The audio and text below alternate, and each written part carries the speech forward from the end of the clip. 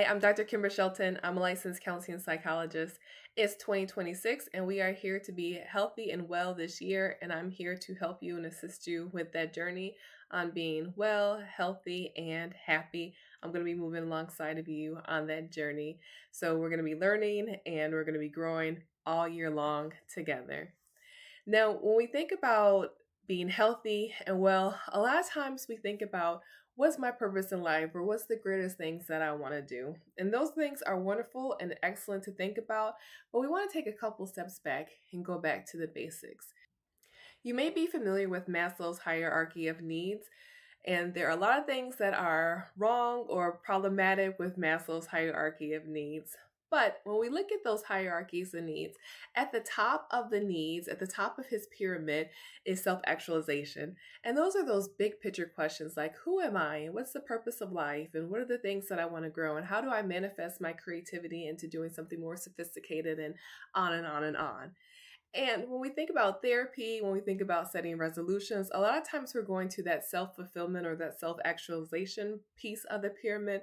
But really, when we are wanting to make changes and grow, yeah, we're feeling stressed, we're unsure, we're uncertain.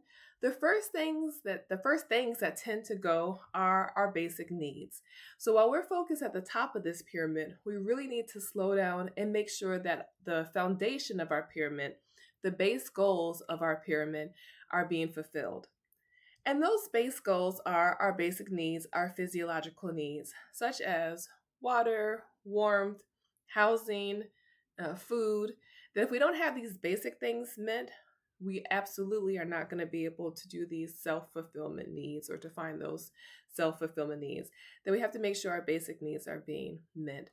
So, when we're feeling stressed, one of the first things to go is our eating habits where we don't have an appetite or we're eating things that we don't typically eat. We're craving those sugary, high carb, um, those unhealthy things, the crispy, crunchy things, or the sweet, sugary things, or we don't have an appetite at all. We're not getting the nutrients that our brain needs to be able to function. Or we stop drinking water the way that we need to, so we're dehydrated, or we have supplemented water. So instead of the water, we're having alcohol, we're having high sugar drinks, we're having more caffeinated drinks, things that are going to be depleting us, not actually adding to our health and our wellness. And then also things that we could be experiencing, our grooming starts to go away. So staying on top of showering, bathing, brushing our teeth, washing our hair, washing our clothing, all these things start to disappear if we're feeling stressed, if we're feeling anxious, if we're feeling depressed. So before we focus on what is my major meaning and my purpose in life, and what are the goals that are going to bring me the greatest satisfaction and manifestations, we want to make sure that our basic needs are being met. So this week, that's what we're going to be focused on, what our basic needs are and how we can make sure that these basic needs are being met. Today, we're going to talk about sleep. And again, we are talking about basic things. So we're not even going to dive right into how to improve our sleep, what is good sleep hygiene, how do we monitor what sleepiness is looking like. We're not even going to be focused on that right now. We just want to do a sleep assessment or a sleep reflection. What is our sleep actually looking like? And what are the things that are impeding on our sleep and bringing challenges to us being able to get the type of sleep that we need? And once we have those basics down, then we can start to focus on what we can do to improve our sleep and then move down through the other parts of things that are going to make sure that our foundational basic needs are being met. So let's start with looking at what our sleep is looking like, what it's giving us, and then start to get some ideas of what we want our sleep to actually look like. Now, when it comes to our sleep, it does not matter what time we go to sleep, if we're having warm tea before we go to bed. None of those things are important if there is something organic happening, if there's some sort of physiological issue that's keeping us from being able to get the sleep that we need. So there's no amount of psychotherapy, there's no amount of taking warm baths that is going to improve our sleep if there is something physiologically happening with us. So the first thing we want to consider in our sleep reflection is when was our last doctor's visit? because there's a lot of mental health and physical health issues that can keep us from being able to get the type of sleep that we are desiring and that our bodies and our minds really need. If we have sleep apnea and we're waking up throughout the night and we don't even know that, if we have to get up to use the bathroom a lot, perimenopause can keep people from being able to sleep the way they want to. Do we have restless leg syndrome? Are you taking a medication that has a sleeping side effect? All these things are super important to consider when we're thinking about the quality of sleep that we're getting and then what we're going to be able to do to improve our quality of sleep.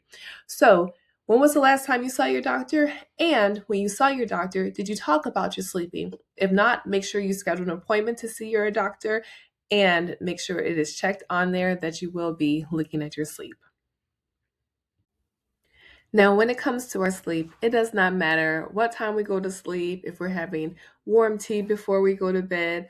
None of those things are important if there is something organic happening, if there's some sort of physiological issue that's keeping us from being able to get the sleep that we need.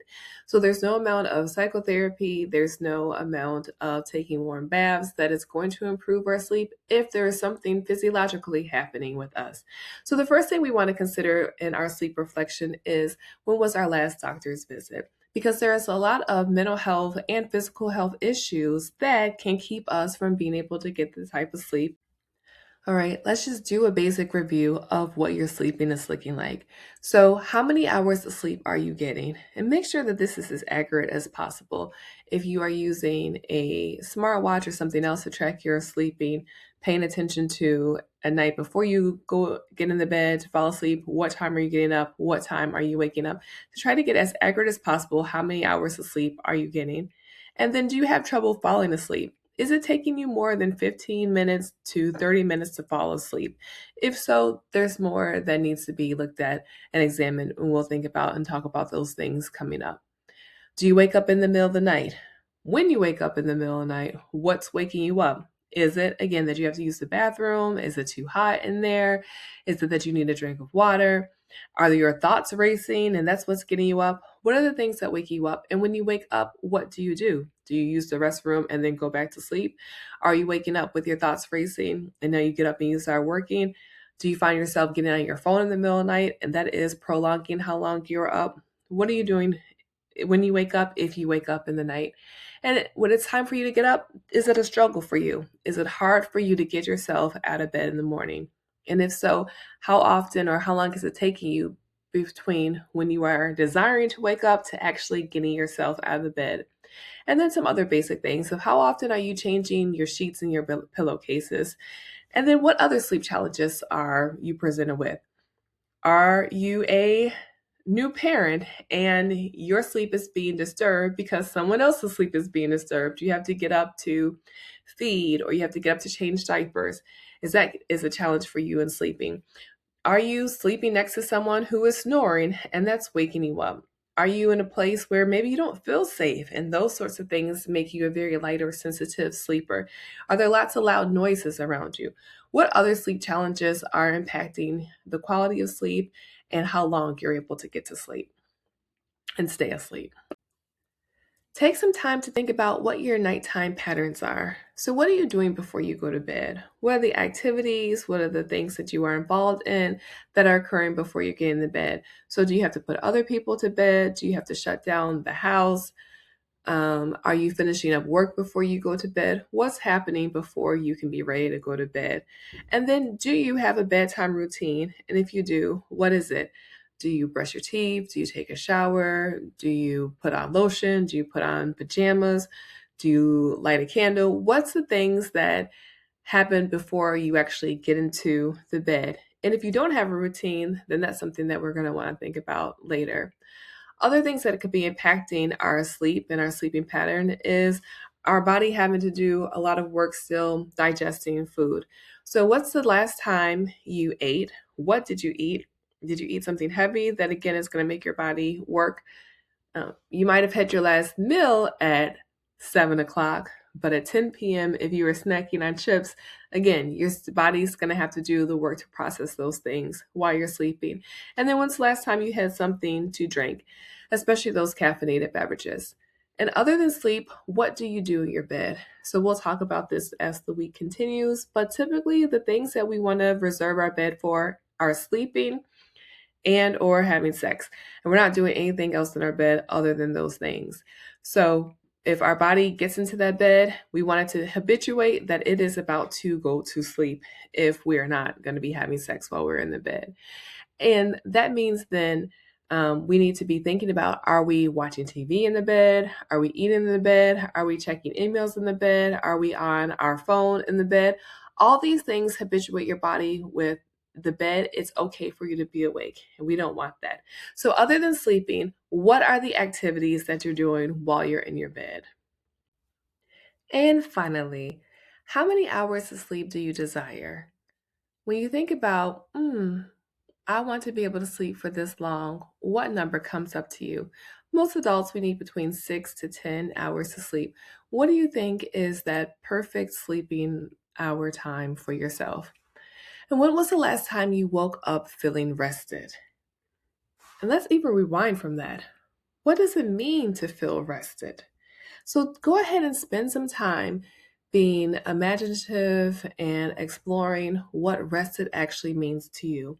And then think about when the last time was that you woke up feeling rested in that way. And now I want you to imagine the sleep routine that you desire.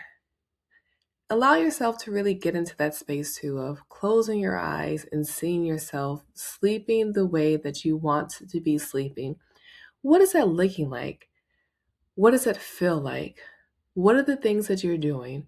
What is this sleep routine? So imagine the sleep routine that you desire. Look at what it looks like. Examine all the things that are in place for that sleep routine to happen. And once you've done that, wonderful. You have thought about what your sleeping dreams are. And the next time that you come back, we're going to actually talk about how we can accomplish these things. Thanks so much for joining me. I hope you found this helpful and starting to look at your sleep reflection and assessment. And join me again tomorrow when we're actually going to go over what are the things that we can do to improve our sleep because we are focused on being well, healthy, and happy this year. See you tomorrow.